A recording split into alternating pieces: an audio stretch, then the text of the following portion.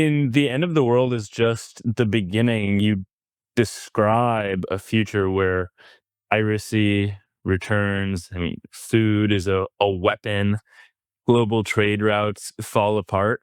And I guess I should start by asking, why do you expect this for our viewers and listeners who haven't read the book?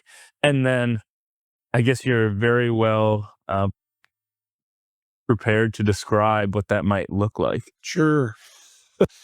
Details get fuzzy, but the big structure is this.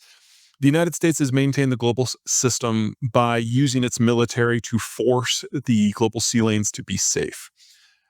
As technology has evolved, as the American political environment has shifted, as our view of what is security changes, we're abandoning that role, both because of a combination of we no longer want to do it and we no longer can do it. I think a great example of how it's all going to fall apart is what happened in the Red Sea over the last couple of years.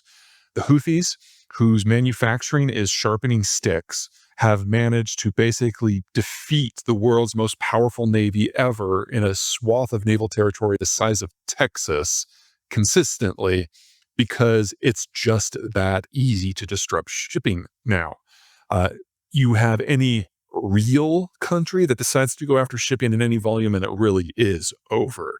So the trade in agriculture, in energy, and intermediate manufacturers, it's going to simply fall apart in the next few years. We've gotten a very good example of how that will happen, even before you start talking about the demographics of a place like China.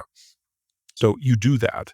And if you are a country that is dependent upon imports and exports, those imports and exports have to come from a place that can survive this change in circumstance.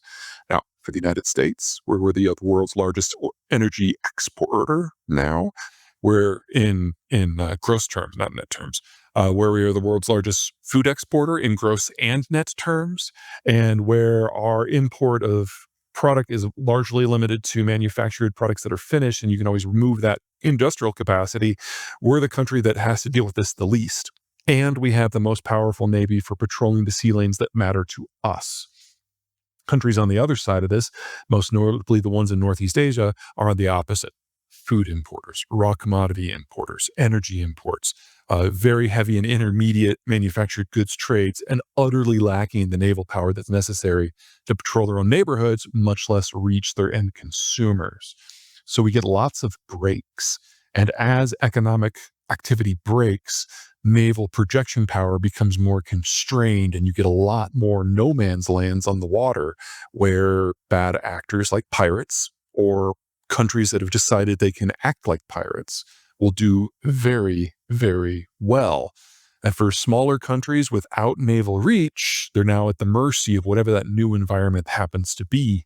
And unless they can buddy up with a country that is more stable, has more projection capacity, and do things that country's way, they're kind of screwed.